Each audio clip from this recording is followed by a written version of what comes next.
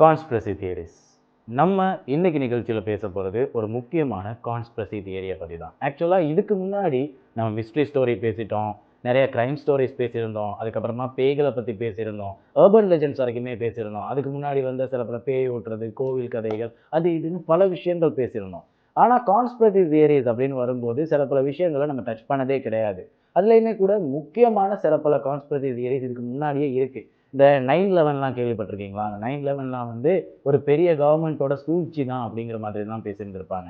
ஆனால் நம்ம சில பல எபிசோடில் அங்கே இங்கே அங்கன்னு சில பல கான்ஸ்பிரசி தியரிஸ்லாம் அப்படியே டச் பண்ணிட்டு வெளியே வந்துருந்துருக்கோம். இன்னைக்கு நம்ம பேச போகிறது முக்கியமாக சில பல கான்ஸ்பிரசி தியரிஸ் பற்றி தான். முன்னாடி கான்ஸ்பிரசி தியரிஸ்னால் என்ன ஃபர்ஸ்ட், ஓகேவா? நீங்கள் இவ்வளோ நேரம் அதையே சொல்லிக்கிட்டு இருக்கீங்களே, அப்படின்னா என்ன அப்படின்னு கேட்டுக்கிட்டிங்கன்னா, ஒரு விஷயம் வந்து நடந்திருக்கும், அப்படி இல்லைன்னா நடக்கிறதுக்கு இருக்குதா இருக்கும். அப்படி இருக்கும்போது அதுக்கு ஒரு பெரிய கவர்மெண்ட்டோ இல்லைன்னா ஒரு பெரிய நபரோ ஒரு செலிபிரிட்டியோ காரணமாக இருக்கலாம். அப்படி இல்லைன்னா இது எல்லாமே ஒரு டீமோட வேலை தான் அப்படிங்கிற மாதிரி ஒரு பெரிய கான்ஸ்பிரசியோட ஒரு தியரியை முன்னெடுத்து வைக்கிறது தான் கான்ஸ்பிரசி தியரி அப்படின்னு சொல்லுவாங்க. ஸோ அந்த மாதிரி பல விஷயங்களை வந்து நம்ம இதுக்கு முன்னாடி பேசியிருக்கோம். உதாரணத்துக்கு நம்ம இதுக்கு முன்னாடி ஒரு டியேட்லா பார்ட் பேசியிருக்காங்க இல்லையா? அதில் வந்து ரஷ்யன் கவர்மெண்ட் தான் இந்த மக்களையே கொண்டுட்டாங்க அப்படிங்கிற மாதிரினா சில பல பேர் தியரிஸ் எடுத்து வச்சாங்க அப்படிங்கிற மாதிரி ஒரு விஷயத்த நம்ம சொல்லியிருந்தோம். அப்படி இருக்கும்போது இன்னைக்கு நம்ம பேச போகிற கான்ஸ்பிரசி தியரி என்ன அப்படின்னு பார்த்துக்கிட்டிங்கன்னா, இப்போ ரொம்பவுமே பிரபலமாக போய்கிட்டு இருக்கிற, வைரலாக போய்கிட்டு இருக்கிற ஒரு முக்கியமான கேஸ், எப்ஸ்டைன் ஃபைல்ஸ் அப்படின்னு சொல்லப்படுற ஒரு முக்கியமான கேஸை பற்றி தான் பேச போகிறோம். நான் எதுக்காக இதை பேசுகிறதுக்கு முன்னாடி கான்ஸ்பிரசி தியரிஸ் பற்றி எடுத்து வச்சேன் அப்படின்னு பார்த்துக்கிட்டிங்கன்னா, இந்த ஒரு கேஸில் சில பல விஷயங்கள் சோஷியல் மீடியாவில் ட்ரெண்ட் ஆகுது, சில பல விஷயங்கள் கோர்ட்டில் கேஸாக போய்கிட்டு இருக்கு, சில பல விஷயங்கள் உண்மையா பொய்யா அப்படின்னு தெரியாமலே சில பேர் ஷேர் பண்ணிக்கிட்டு இருக்காங்க. அப்படி இருக்கும்போது இது உண்மையா இது பொய்யா அப்படின்னு தெரியாத இருக்கும்போது நம்ம அப்படியே மேலோட்டமாக தெரிஞ்சதை மட்டும் பேச முடியாது. இது ஒரு கான்ஸ்பிரசி தியரி. ஸோ நம்ம இன்னைக்கு நிகழ்ச்சியை 3 விதத்தில் பிரித்து பேச போகிறோம். என்ன அப்படின்னு பார்த்துக்கிட்டிங்கன்னா, இப்போ இந்த ஒரு விஷயத்தில் வைரலாக இருக்கிறது என்ன, அதில் உண்மை எது பொய் எது அப்படிங்கிற மாதிரி கவர்மெண்ட்டோ அப்படி இல்லைன்னா இன்டர்நெட் சர்வேஸ்லையோ என்ன சொல்கிறாங்க அப்படிங்கிற ஒரு விஷயம். அதுக்கப்புறமா எப்ஸ்டைன் அப்படிங்கிற நபர் யார் அப்படிங்கிறத பேச போகிறோம். அதுக்கப்புறம் 3வதா ஆக்சுவலாக கவர்மெண்ட்னால மீட்டெடுக்கப்பட்டது இவரோட அந்த ஒரு ப்ரைவேட் ஐலாண்ட் தான், சரியா? அந்த ஒரு ஐலாண்டுக்குள்ளே இருந்ததெல்லாம் என்ன, கவர்மெண்ட் மூலியமாக ரிலீஸ் செய்யப்பட்ட ஃபோட்டோஸில் பார்த்து நம்ம சில பல விஷயங்களை டீகோட் பண்ண போகிறோம். ஸோ தொடர்ந்து நிகழ்ச்சியோடு இணைந்து இருந்தால் தான் நீங்கள் இது எல்லாத்தையும் கவனிக்கலாம் அப்படிங்கிறதுனால கூர்ந்து கவனிங்க.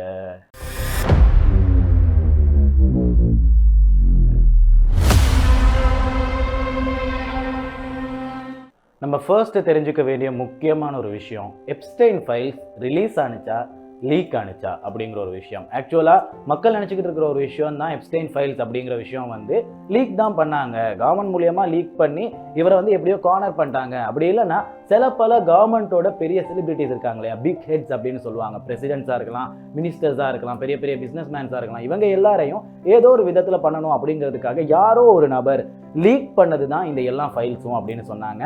ஆனால் அப்படி கிடையாது. யூஎஸோட டிபார்ட்மெண்ட் ஆஃப் ஜஸ்டிஸ் அப்படின்னு சொல்லப்படுறது, டிஓஜே அப்படின்னு சொல்லப்படுறவங்க கோர்ட்டோட லோவோட தான் இந்த ஒரு ஃபைல்ஸை ரிலீஸ் பண்ணுறாங்க. ரிலீஸ் தான் பண்ணுறாங்க, லீக்லாம் பண்ணல. ரிலீஸ் பண்ணதுக்கு அப்புறமா தான் இந்த தியரிஸ் எல்லாமே ஆரம்பிக்குது. ஆக்சுவலாக இந்த ஒரு ஃபைல்ஸில் பிக் ஹெட்ஸோட பெயர்கள் எல்லாம் எங்கே அடிப்படுது அப்படின்னு பார்த்துக்கிட்டிங்கன்னா, இவரோட ஃப்ளைட்டில் பிரயாணம் செஞ்ச சில பேரோட பெயர்களோட லிஸ்ட் வச்சுருக்காங்க. அந்த ஒரு லிஸ்ட்டில் தான் இவங்க எல்லாரோட பேரும் இருக்குது. அதுக்கு முன்னாடி ஃபோட்டோஸ் அப்படின்னு வரும்போது சில பேர் இப்படி ஃபோட்டோஸில் இருக்காங்க, சில பேர் அப்படி ஃபோட்டோஸில் இருக்காங்க அப்படிங்கிற மாதிரி பல ஃபோட்டோஸ் ரிலீஸ் ஆகிருந்தது இல்லையா? ஸோ அப்படி இருக்கும்போது சில பேர் வந்து இதை இன்னுமே கரெக்டாக ஒத்துக்கலை. காரணம் வந்து இப்போ 2026 அப்படிங்கிறதுல ஏஐ அப்படின்னு சொல்லப்படுற விஷயம் ரொம்பவுமே பிரபலமாயிடுச்சு.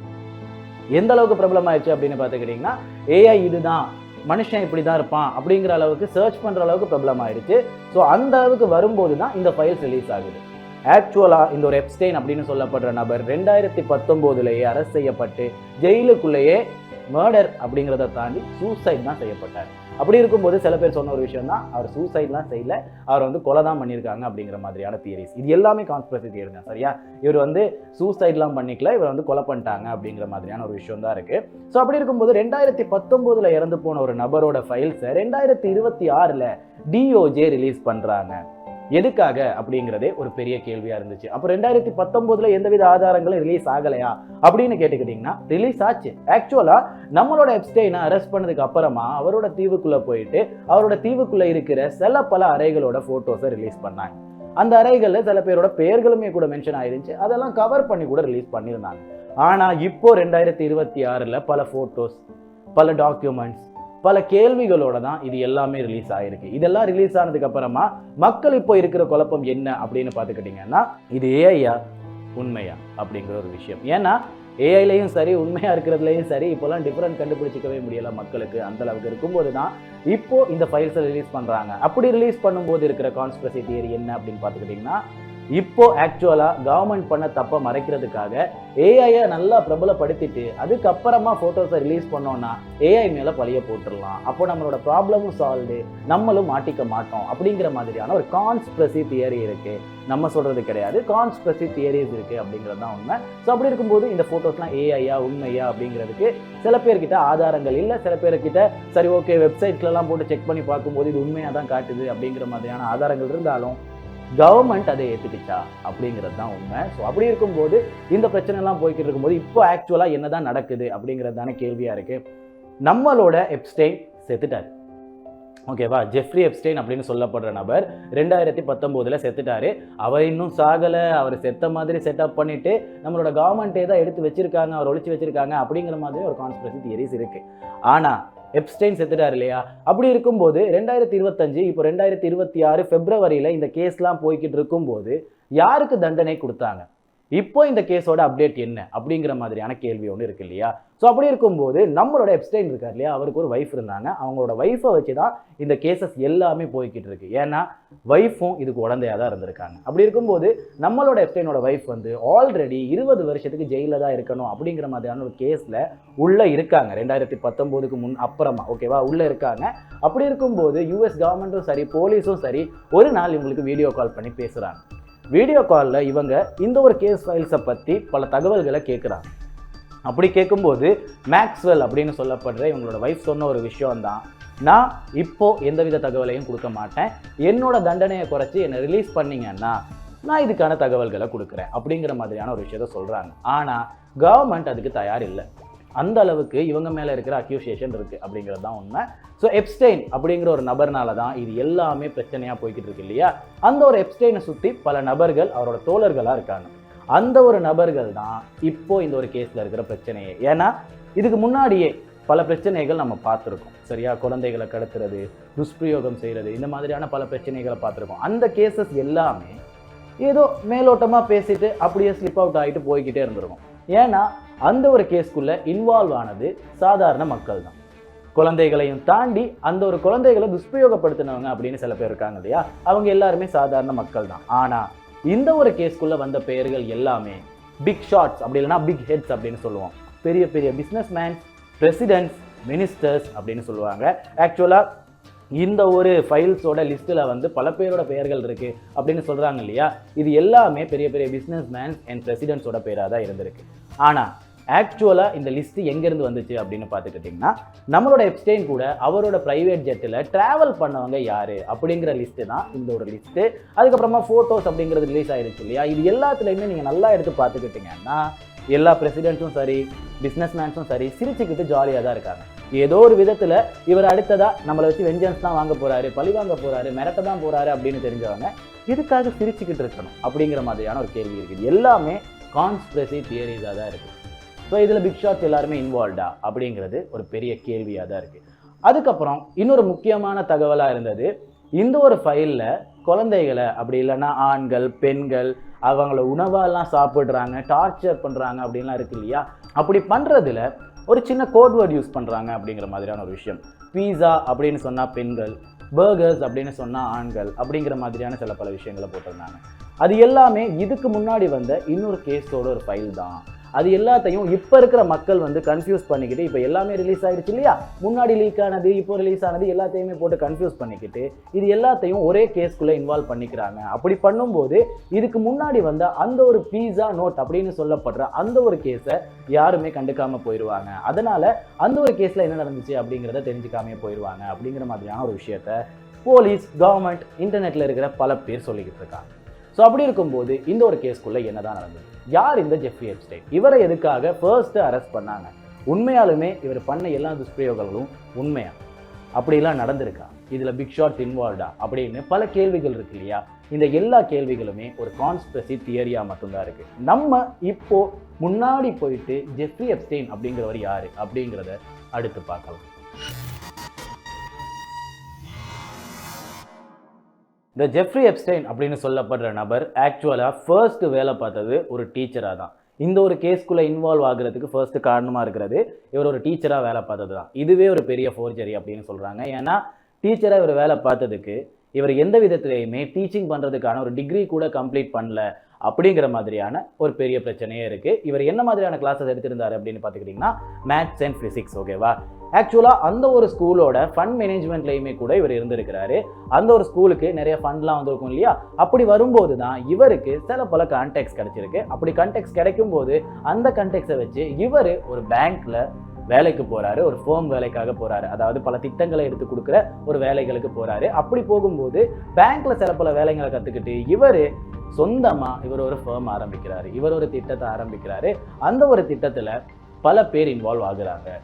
சின்ன சின்ன ஆட்களாக இருக்கலாம், பெரிய பெரிய ஆளுங்களாக இருக்கலாம், இவங்க எல்லாருமே இன்வால்வ் ஆகுறாங்க. அப்படி இன்வால்வ் ஆனவங்க தான் இந்த எல்லா பிக் ஷாட்ஸுமே. ஃபர்ஸ்ட்டு சின்ன சின்ன ஆளுங்க எல்லாருமே இன்வால்வ் ஆனதுக்கு அப்புறமா இவரோட ஃபேமோட ரேட்டை அதிகப்படுத்துறாரு. இவரோட கிளைண்ட்ஸ் எல்லாருமே 1 பில்லியனுக்கு மேலே இன்வெஸ்ட் பண்ணும் இந்த ஒரு ஃபேமில் அப்படிங்கிற மாதிரியான ஒரு விஷயத்தை இவர் வந்து ரைஸ் அப் பண்ணுறாரு. அப்படி ரைஸ் அப் பண்ணும்போது தான் பல பேர் இவரோட கனெக்டடாக ஆகுறாங்க. அப்படி ஆகும்போது தான் சில பேர் சொல்கிற ஒரு விஷயம், இப்படி வந்தவங்க இவரை வச்சு யூஸ் பண்ணிக்கிட்டாங்க, இவரோட ஒய்ஃபுமே வந்து இதுக்காக பல பேருக்கு ஹெல்ப் பண்ணியிருக்காங்க அப்படிங்கிற மாதிரி இருக்கும்போது இவரை வச்சு யூஸ் பண்ணிட்டாங்க அப்படிங்கிற மாதிரியான ஒரு விஷயம். ஸோ எஸ், அதுக்கப்புறமா இவர் பெரிய பிக் ஷாட்ஸ்லாம் தெரிஞ்சுக்கிறாரு. அதுக்கப்புறம் ஃபர்ஸ்ட் இவர் மேலே பல கேசஸ் வர்றதுக்கு காரணமாக இருக்கிறது இவர் தனிப்படையாக பண்ண சில பல விஷயங்கள் தான். அதில் கூட பிக் ஷாட்ஸ்லாம் இன்வால்வ் ஆகலை. இவரோட தீவு அப்படின்னு வரும்போது தான் பிக் ஷாட்ஸை இன்வால்வ் பண்ணிக்கிறாங்க. ஆனால் இவர் தனியாக பண்ண சில பல டிராஃபிக்கிங் அப்படி இல்லைன்னா சில பல துஷ்பிரயோகங்கள் தான் இவரை ஃபர்ஸ்ட் ஜெயிலுக்கு போடுறதுக்கு காரணமாகவே இருந்திருக்கு. அதெல்லாம் என்ன அப்படின்னு பார்த்துக்கிட்டிங்கன்னா, இவர் இந்த ஃபேம்லாம் ஸ்டார்ட் பண்ணதுக்கப்புறமா இவரோட சம்பாத்தியத்தில் சில பல லேண்ட்ஸ், அதுக்கப்புறமா சில பல சொத்துக்களை சம்பாதிச்சுக்கிறாரு அப்படின்னு தான் உண்மை. ஆக்சுவலாக என்ன விதமான ஒரு சொத்துக்கள் அப்படின்னு பார்த்துக்கிட்டிங்கன்னா, கிட்டத்தட்ட 6 ரெசிடென்ஸ் இவரோட பேரில் இருந்திருக்கு. 6 ரெசிடென்ஸ் அவரோட சொந்த ஊரில் இருந்திருக்கு. அதுக்கப்புறமா இவரோட பேர்லேயே ஒரு தீவே இருந்திருக்கு. ஸோ அந்த ஒரு தீவு தான் இப்போ இருக்கிற பெரிய பிரச்சனையாக இருக்குது. எப்ஸ்டைன் அப்படின்னு சொல்லப்பட்ட ஒரு தீவே இருந்திருக்கு. ஆக்சுவலாக இதோட பேர் என்ன அப்படின்னு பார்த்தீங்கன்னா, லிட்டில் சென்ட் ஜேம்ஸ் அப்படின்னு சொல்லப்படுற பேரில் தான் இந்த ஒரு தீவு அழைக்கப்படுது அப்படிங்கிறது தான் உண்மை. அதையும் தாண்டி அங்கே சுற்றி இருக்கிறவங்க என்ன சொல்கிறாங்க அப்படின்னு பார்த்துக்கிட்டிங்கன்னா, பீடோஃபைல் ஐலாண்ட் அப்படின்னு தான் இந்த ஒரு தீவுக்கு பேர் வச்சுருந்துருக்காங்க. அதுக்கப்புறமா ஒரு முக்கியமான இடம் தான் இவர் மேன்ஹாட்டனில் வச்சிருக்கிற இவரோட ப்ரைவேட் மேன்ஷன். இந்த ஒரு மேன்ஷன் வந்து 7 ஸ்டோரிஸ், அதாவது 7 ஸ்டோர்ஸ் இருக்கிற ஒரு ஹையஸ்ட் மேன்ஷனாக இருந்திருக்கு. ஆக்சுவலாக மேன்ஹாட்டன்லேயே ரொம்பவுமே அதிக லெவலான பணத்தொகை போட்டு செய்யப்பட்ட ஒரு மேன்ஷனாக தான் இந்த ஒரு மேன்ஷன் இருந்திருக்கு. இந்த ஒரு மேன்ஷனில் தான் இவரோட ஃபர்ஸ்ட் கேஸே ஃபைல் ஆகியிருக்கு. என்ன மாதிரியான கேஸ் அப்படின்னு பார்த்துக்கிட்டிங்கன்னா, ஃபர்ஸ்ட் அலகேஷனாக இருக்கிறது 2002 இருந்து 2005 வரைக்குமே இவரோட மேன்ஷன்லையும் சரி, அப்புறமா பாம் பீச்சில் இவரோட வீடு இருந்திருக்கு. 6 ரெசிடென்ஸில் ஒரு வீடு வந்து ஆக்சுவலாக பாம் பீச் அப்படின்னு சொல்லப்படுற ஒரு இடத்துல இருந்திருக்கு. இந்த இடங்களில் சின்ன சின்ன குழந்தைங்களை, அதாவது அண்டர் ஏஜ் கேர்ள்ஸ் அப்படின்னு தான் மென்ஷன் பண்ணுறாங்க. 18 வயசு 16 வயசுக்கு கீழே உள்ள குழந்தைகளை வந்து துஷ்பிரயோகம் பண்ணியிருக்காரு அப்படிங்கிற மாதிரியான ஒரு விஷயத்தை இவங்க மென்ஷன் பண்ணி தான் ஃபர்ஸ்ட் இவர் அரெஸ்ட் பண்ணுறாங்க. ஆனால் அரெஸ்ட் பண்ணதுக்கப்புறமா இவங்களோட லாயர்ஸ் வந்து ஒரு மனுவை இவருக்காக எடுத்து கொடுக்குறாங்க. இவருக்கு ஒரு பெயில் எடுத்து கொடுக்குறாங்க. எப்படி அப்படின்னு பார்த்துக்கிட்டிங்கன்னா, இவருக்கு தண்டனை காலம் கம்மியாக தான் இருக்கும். அப்படி கம்மியாக இருக்கும் போதுமே கூட வீக்லி 7 நாள் இருக்கா, அந்த 7 நாளில் 6 நாள் இவர் வேலைக்கெலாம் போயிட்டு வரலாம். போயிட்டு வந்து இந்த 6 நாள் வந்து ஜெயிலில் தண்டனை அனுபவிக்கலாம். இந்த மாதிரியான ஒரு தண்டனையை தான் ஃபர்ஸ்ட் எடுத்து கொடுத்து வந்திருக்காங்க. அதுக்கப்புறம் தான் இவர் பிரச்சனையிலேயே மாட்டிக்கிறாரு. அதுக்கப்புறமா 2008 திரும்ப இவரோட மனு வந்து ஒரு பெரிய பிரச்சனையை ஃபேஸ் பண்ணுது. என்ன அப்படின்னு பார்த்துக்கிட்டிங்கன்னா, இப்போ இருக்கிற ஃபார்மர் பிரசிடென்ட் இருக்கார் இல்லையா, டொனால்ட் ட்ரம்ப், அவரோட ஒரு ப்ராசிக்யூட்டர் வந்து ப்ரைவேட் ப்ராசிக்யூட்டர் வந்து இந்த ஒரு கேஸுக்குள்ளே இன்வால்வ் ஆகுறாரு. இன்வால்வ் ஆகி இவருக்காக இருந்த அந்த ஒரு மனுவை ரத்து செய்யணும் அப்படிங்கிற மாதிரியான ஒரு ரிக்வஸ்ட் எடுத்து வைக்கிறாரு. அதுக்கப்புறமா பல வருஷங்களாக இந்த கேஸ் இழுத்துக்கிட்டு போய்கிட்டே இருக்கு. அப்படி இருக்கும்போது சில வருஷங்கள் கடந்து, கிட்டத்தட்ட 4 வருஷங்களுக்கு மேலே கடந்து இந்த ஒரு கேஸில் ஒரு பெரிய திருப்பம் வருது. இவருக்கு இந்த ஒரு கேஸ் மேலே ஒரு பெரிய சந்தேகமே இருக்குது அப்படிங்கிற மாதிரியான ஒரு விஷயத்தை இன்வால்வ் பண்ணி கிட்டத்தட்ட 45 வருஷம் இவரை ஜெயிலில் வைக்கணும் அப்படிங்கிற மாதிரியான ஒரு லைஃப் ஸ்பேனை கொடுக்குறாங்க. அதாவது ஒரு ஆயுள் தண்டனையை கொடுத்துருக்காங்க 45 வருஷத்துக்கு. ஸோ 45 வருஷம் கொடுத்துருந்தாலும் 2019 ஆகஸ்ட் மாதத்தில் வந்து இவர் ஜெயிலுக்குள்ளேயே இறந்து போகிறாரு.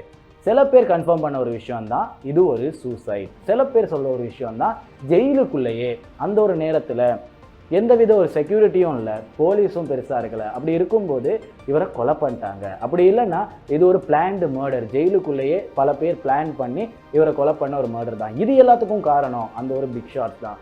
ஃபர்ஸ்ட் காரணமாக இருக்கிறது டொனால்ட் ட்ரம்ப்போட ஒரு செக்ரட்டரி எதுக்காக இந்த ஒரு கேஸ்க்குள்ளே இன்வால்வ் ஆனார் அப்படிங்கிறது ஒரு பெரிய கேள்வியாக இருக்கும்போது அதுக்கப்புறமா இவருக்கு லைஃப் ஸ்பேன்லாம் கொடுத்து இவரை அந்த ஒரு கேஸ்க்குள்ளே இன்வால்வ் பண்ணதுக்கப்புறமா 2019 இறந்து போகிறார். இறந்து போனதுக்கப்புறமா தான் இவரோட ஐலாண்டோட ஃபைல்ஸ்லாம் ரிலீஸ் ஆக ஆரம்பிக்குது. இப்போ ரிலீஸ் ஆகியிருக்க இந்த ஃபைல்ஸா ப்ரோ, அப்போ 2019 ரிலீஸ் ஆகியுமே இப்போ தான் பேசுகிறாங்களா அப்படின்னு கேட்டுக்கிட்டிங்கன்னா அதெல்லாம் கிடையாது. இவரோட அந்த ஒரு செயின்ட் லிட்டில் ஜேம்ஸ் அப்படின்னு சொல்லப்படுற அந்த ஒரு தீவு இருக்கு இல்லையா, அந்த ஒரு தீவில் இருந்த சில பல அறைகள், சில பல இடங்களோட ஃபோட்டோஸ் தான் ரிலீஸ் ஆகிருந்தது. அதுவுமே கூட கவர்மெண்ட்னால தான் ரிலீஸ் செய்யப்பட்டுச்சு. அந்த ஒரு அறைகள் எப்படி இருந்தது, அதுக்குள்ளே இருக்கிற சில பல விஷயங்கள் வந்து எந்த விதத்தில் மக்களை டிஸ்டர்ப் பண்ணுது அப்படிங்கிற மாதிரியான ஒரு கேள்வியையுமே கூட முன்னெடுத்து வைக்குது அப்படிங்கிறது தான் உண்மை.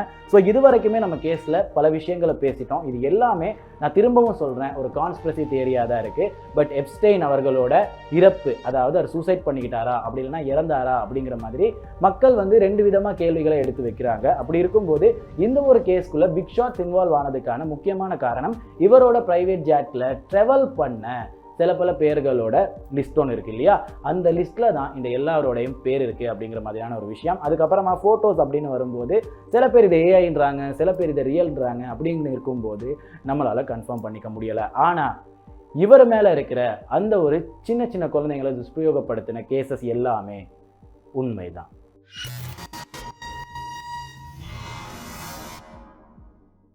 ஸோ இவரோட பேரில் இருந்த அந்த ஐலாண்ட் 2ஓட பேர் என்ன அப்படின்னு பார்த்துக்கிட்டிங்கன்னா லிட்டில் செயின்ட் ஜேம்ஸ் அப்படின்னு சொல்லப்படுற ஒரு ஐலாண்டும் கிரேட் செயின்ட் ஜேம்ஸ் அப்படின்னு சொல்லப்படுற ஒரு ஐலாண்டும் தான். இது எல்லாமே ஒரு ஐலாண்ட் அப்படிங்கிறதுனால பரப்பளவில் ரொம்பவுமே பெரிய பரப்பளவு தான் கொண்டிருக்கு. ஆக்சுவலாக இந்த ஒரு ஐலாண்ட் எங்கே இருக்குது அப்படின்னு பார்த்துக்கிட்டிங்கன்னா கரேபியன் ஓஷியன் அப்படின்னு சொல்லப்படுற ஓஷியனில் அமெரிக்கா, கியூபா இது எல்லாமே சுற்றி இருக்கும்போது இது எதுக்குமே சம்மந்தம் இல்லாமல் கடலில் பல இடங்களை தாண்டி ஒதுங்கி ஒரு இடத்துல அப்படியே பிளேஸ் செய்யப்பட்டிருக்கு. 1998 எல்எஸ்ஜே அப்படின்னு சொல்லப்படுற ஒரு கம்பெனி $8 மில்லியன் கொடுத்து $8 மில்லியன் கொடுத்து இந்த ஒரு லிட்டில் ஜேம்ஸ் அப்படின்னு சொல்லப்படுற தீவை வாங்குறாங்க. அதுக்கப்புறமா 2016 இந்த ஒரு கிரேட் ஜேம்ஸ் அப்படின்னு சொல்லப்படுற இந்த ஒரு தீவையும் இதே எல்எஸ்ஜே கம்பெனி வாங்குறாங்க. ஸோ இந்த ஒரு ஐலாண்டுக்குள்ள ஒரு பெரிய பங்களா இருக்குது. இதுதான் இந்த ஒரு ஐலாண்டோட ஆக்சுவலாக பரப்பளவிலேயே ரொம்ப அதிகமான ஒரு பங்களாவாக இருக்குது. இந்த ஐலாண்டுக்கே தேவையான அளவுக்கு ஒரு பங்களா அப்படின்னு வச்சுக்கோங்களேன், அந்த அளவுக்கு ஒரு பெரிய பங்களா இருக்குது. இந்த ஒரு தீவை சுற்றி இருக்கிற சில பல மக்கள், ஓகேவா, சாதாரணமாக இந்த ஒரு தீவுக்குள்ளேயும் சில பல மக்கள் வாழ்ந்துக்கிட்டு தான் வர்றாங்க. அந்த மக்கள் சொன்ன ஒரு விஷயம் தான், எப்ஸ்டெயின் வந்து எங்களுக்கு ஒரு பெரிய நபர் மாதிரி, அவர் வந்து ஒரு பெரிய ஆள் மாதிரி. அவர் வந்து ஆக்சுவலாக அடிக்கடி ஜெட்டில் வருவார். அவர் வரும்போது அவரு கூட சில பல சின்ன குழந்தைங்க அப்படின்னா சின்ன பொண்ணுங்க அவர் கூடவே வருவாங்க அப்படிங்கிற மாதிரியான ஒரு விஷயத்த சொல்கிறாங்க. ஸோ அந்த அளவுக்கு ஒரு முக்கியமான விஷயம் தான் இது உள்ளுக்கு நடந்திருக்கு அப்படிங்கிறது தான் உண்மை. ஸோ அதையும் தாண்டி இந்த ஒரு பங்களாக்குள்ளே என்ன இருந்துச்சு அப்படின்னு பார்த்துக்கிட்டிங்கன்னா ஒரு ரூம்.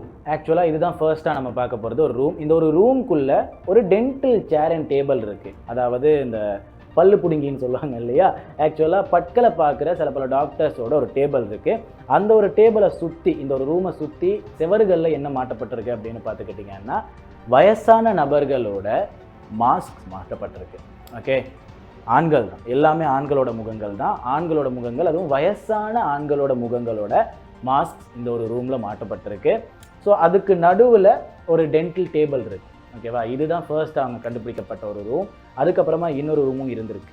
முதல் ரூம் வந்து ஆக்சுவலாக ஒரு ஃபர்னிஷ்டான சூப்பரான ஒரு மாஸ்டர் பெட்ரூம். ஓகேவா, பார்க்குறதுக்கு ரொம்பவுமே சூப்பராக இருக்கிற மாஸான ஒரு மாஸ்டர் பெட்ரூம். அப்படியே அடுத்த பக்கம் வந்தீங்கன்னா இன்னொரு மாஸ்டர் பெட்ரூம். ஓகேவா, இன்னொரு மாஸ்டர் பெட்ரூம் இருக்குது. அதுவுமே கூட நார்மலாக கரெக்டாக ஃபர்னிஷ் செய்யப்பட்டிருக்கு. பார்க்க ரொம்பவுமே அழகாக மக்களை கவிர்ந்திருக்கிற மாதிரி ஒரு மாஸ்டர் பெட்ரூம் இருந்திருக்கு. அப்புறம் ஒரு வாஷ்ரூம் இருந்திருக்கு. இந்த ஒரு வாஷ்ரூமில் ஆக்சுவலாக ஃபர்னிச்சர்ஸ் இருந்திருக்கு. வாஷ்ரூமில் எதுக்காக ஃபர்னிச்சர்ஸ் அப்படிங்கிற ஒரு கேள்வியை கவர்மெண்ட்டும் எடுத்து வச்சாங்க. இந்த ஒரு வாஷ்ரூமில் வந்து ஒரு 2 சேரு, அதுக்கப்புறம் டேபிள் அப்படின்ட்டு 2 3 ஃபர்னிச்சர்ஸ் இருந்திருக்கு. இதை பார்க்கும்போது மக்களுக்கு என்ன தோணும் அப்படிங்கிறது தான் உங்களுக்கும் தோணுதா இருக்கும்.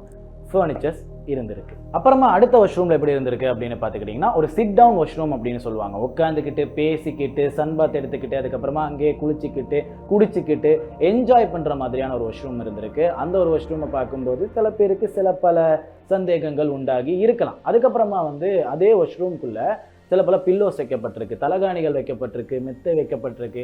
இது எல்லாமே இந்த ஒரு வாஷ்ரூம்குள்ளே ஃபர்னிஷ் செய்யப்பட்டிருக்கு.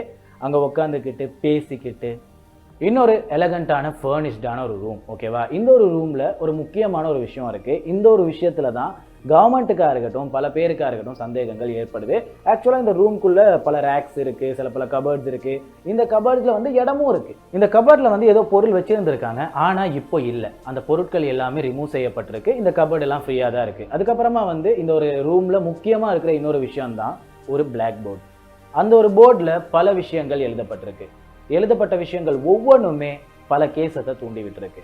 சில விஷயங்களை கவர்மெண்ட் மறைச்சு தான் ரிலீஸ் பண்ணியிருக்காங்க. அந்த ஒரு போர்டில் எழுதப்பட்ட சில பல வார்த்தைகளை மறைச்சு தான் ரிலீஸ் பண்ணியிருக்காங்க. ஒருவேளை பெயர்களாக இருக்குமா அப்படிங்கிற மாதிரியான கேள்விகள் மக்கள் மத்தியில் எழும்புறதுக்கு ஒரு முக்கியமான காரணமாக இருக்குது.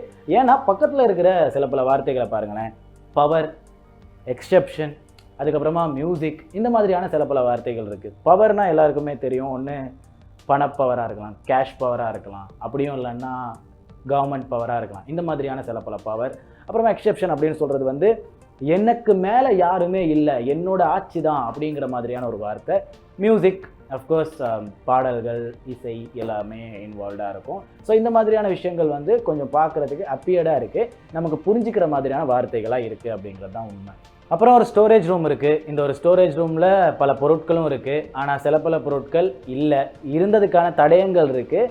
ஆனால் இப்போது அந்த பொருட்கள் அந்த ஒரு இடத்துல இல்லை. அப்படிங்கிறதுனால இந்த ஒரு இடத்துல என்ன மாதிரியான பொருட்கள் இருந்திருக்கும் அப்படிங்கிறது ஒரு கேள்வியாக மாறி இருக்கு. அதுக்கப்புறமா சில பல அறைகளில், ஹாலில் கூட, வெளியே கூட சில பல இடங்களில் வயசான தோற்றங்கள் கொண்ட ஆண்களோட மாஸ்க் மாட்டப்பட்டிருக்கு. அந்த மாஸ்க் எல்லாமே பார்க்க ரொம்பவுமே டிஸ்டர்பிங்காக தான் இருக்குல்ல. மார்ச் 2022 இந்த தீவுகள் ஆக்சுவலாக ஏலத்துக்கு விடப்படுது. 125 மில்லியன் கோடிகளுக்கு, அதாவது 125 மில்லியன் US டாலர்ஸுக்கு இந்த ஒரு இடம் ஏலத்துக்கு விடப்படுது. இந்த ஒரு இடத்த யார் ஏலத்துக்கு விட்டா அப்படின்னு பார்த்துக்கிட்டிங்கன்னா அவரோட லாயர்ஸ். ஓகேவா? லாயர்ஸ் என்ன சொல்கிறாங்க அப்படின்னு பார்த்துக்கிட்டிங்கன்னா 2019 இவர் இறந்து போனார். அதுக்கு முன்னாடி பல கேசஸ் இருந்தது. இது எல்லாத்துக்குமே ஒரு பெரிய செட்டில்மெண்ட் இருக்குது. அந்த செட்டில்மெண்ட்டுக்காக நாங்கள் யூஸ் பண்ணிக்கிறோம் அப்படிங்கிற மாதிரி தான் லாயர்ஸ் சொல்லியிருந்தாங்க. பட் 2022 ஏலத்துக்கு விட்டதுக்கு அப்புறமா 2022 அப்போவே விற்கப்பட்டுச்சா அப்படின்னு கேட்டிங்கன்னா அதான் கிடையாது. மே 2023 ஸ்டீஃபன் டெகாஃப் அப்படின்னு சொல்லப்படுற இன்னொரு ஃபர்ம், இன்னொரு திட்டத்தோட உரிமையாளர் தான் இந்த 2 லேண்டையும் வாங்குறாங்க. ஆக்சுவலாக அது கூட 125 மில்லியன் US டாலர்ஸுக்கு வாங்கினாரா அப்படின்னு கேட்டிங்கன்னா அதான் கிடையாது. கிட்டத்தட்ட 60 மில்லியன் US டாலர்ஸுக்கு இந்த 2 தீவையும் வாங்குறாரு. வாங்கினதுக்கு அப்புறமா இவர் மேலேயும் பல சந்தேகம். ஆனால் இவர் சொன்ன ஒரு விஷயம் தான், நான் ஜெஃப்ரி எப்ஸ்டெயின் அப்படின்னு சொல்லப்படுற ஒரு நபரை கேள்விப்பட்டதும் கிடையாது, பார்த்ததும் கிடையாது, எனக்கு அவர் கூட எந்த ஒரு பழக்கமும் கிடையாது. இந்த 2 தீவுகள் இந்த விலைக்கு ஏலத்துக்கு வந்தது எனக்கு ஒரு பெரிய லாபம். அப்படி இருக்கும்போது என் கையில் காசு இருந்தது, அதனால் நான் இந்த ஒரு தீவை வாங்கினேன். வாங்கினதுக்கப்புறமா இந்த ஒரு இடத்துல பெரிய ரெசிடென்ஸ்லாம் போட்டு ஒரு செம்ம ஏரியாவாக க்ரியேட் பண்ணலாம் அப்படிங்கிற மாதிரியான எனக்கு ஒரு பிளான் இருக்குது. அந்த ஒரு பிளானோட ப்ளூ பிரிண்ட்டு தான் இந்த ஒரு பிரிண்ட்டு அப்படிங்கிற மாதிரியான ஒரு விஷயத்த இவர் ரிவீல் பண்ணுறாரு. ஸோ இவருக்கும் இந்த ஒரு கேஸுக்கும் எந்தவித சம்மந்தமும் இருக்கலை. இது எல்லாத்தையும் பார்த்தாச்சு. இப்போ ஆக்சுவலாக ஜெஃப்ரி எப்ஸ்டெயின் மேலே இருக்கிற கேஸ் என்ன அப்படின்னு பார்த்துக்கிட்டிங்கன்னா சிறுவர் துஷ்பிரயோகம். ஓகேவா? ஒரு வயசுக்கு கீழே இருக்கிற சில பல பெண்களை கடத்திட்டு போயிட்டு துஷ்பிரயோகம் பண்ணியிருக்காரு. அஃப்கோர்ஸ் சில பல விதங்களில் ப்ராஸ்டியூஷனாக யூஸ் பண்ணியிருக்காரு, டார்ச்சர் பண்ணியிருக்காரு, சில குழந்தைகளை வெட்டி சாப்பிட்றது, அந்த மாதிரியான விஷயங்கள் கூட பண்ணியிருக்காங்க. இது எல்லாத்துலேயுமே பிக் ஷாட்ஸ் இன்வால்வ் ஆகியிருக்காங்க. இது எல்லாமே இலுமினாட்டிஸ் அப்படின்னு சொல்லப்படுற சில பேரோட இன்வால்வ்மெண்ட் மூலியமாக நடக்குது அப்படிங்கிற மாதிரி பல கான்ஸ்பிரசி தியரிஸ் இந்த ஒரு கேஸ்குள்ளே இருக்குது. அதனால் நம்ம இந்த ஒரு கேஸோட எல்லாம் இப்போ இருக்கிற எல்லா விஷயத்தையும் தான் பார்த்துருந்தோமே தவிர இதுதான் உண்மை இதுதான் பொய் அப்படிங்கிற மாதிரியான ஒரு விஷயத்த நம்ம கன்க்ளூட் பண்ணலை. இது எல்லாமே டீகோடிங்காக தான் இருக்க போகுது. மக்கள் உங்கள் கையில் தான் இருக்குது. இது உண்மையா பொய்யா அப்படிங்கிறத புரிஞ்சுக்கிறது. இதே மாதிரி பல இடங்களில் பல உயிர்கள் பலியாகிக்கிட்டு தான் இருக்குது. ஸோ ஜாக்கிரதையாக இருக்குது. ஒரு தீவு, ஒரு நபர், ரெண்டுக்குமே ஒரே பேரு எப்ஸ்டெயின். இப்போ பல இடங்கள்ல வைரலா போய்க்கிட்டு இருக்கு. சில பேர் இது உண்மை அப்படின்னு சொல்றாங்க, சில பேர் பொய் அப்படின்னு சொல்றாங்க. இன்னொரு கேஸுக்குள்ள பிக் ஷாட் இன்வால்வ் ஆகுறாங்க. அப்படி இருக்கும்போது மக்கள் மத்தியில இதை நம்பலாமா வேணாமா அப்படிங்கிற மாதிரியான ஒரு பெரிய குழப்பம். ஆக்சுவலா என்னதான் நடந்தது? யார் இந்த எப்ஸ்டைன்? இவரு கூட பல பிரசிடென்ட்ஸ், பல பிசினஸ் மேன்ஸ், பல செலிபிரிட்டிஸ் எல்லாருமே இந்த ஒரு சிறுவர் துஷ்பிரயோகத்துக்கு இன்வால்வ் ஆகியிருக்காங்களா? இது எல்லாம் உண்மையா? அப்படிலாம் நடந்திருக்க வாய்ப்பு இருக்கா? இப்போ அந்த ஒரு தீவு யாரோட கையில இருக்கு? ஜெஃப்ரி எப்ஸ்டைன் அப்படின்னு சொல்லப்படுற நபர் யாரு? இந்த கேள்விகள் எல்லாத்துக்கும் ஒரு சின்ன முற்றுப்புள்ளியா இந்த வார நிகழ்ச்சி. தொடர்ந்து பேசலாம்.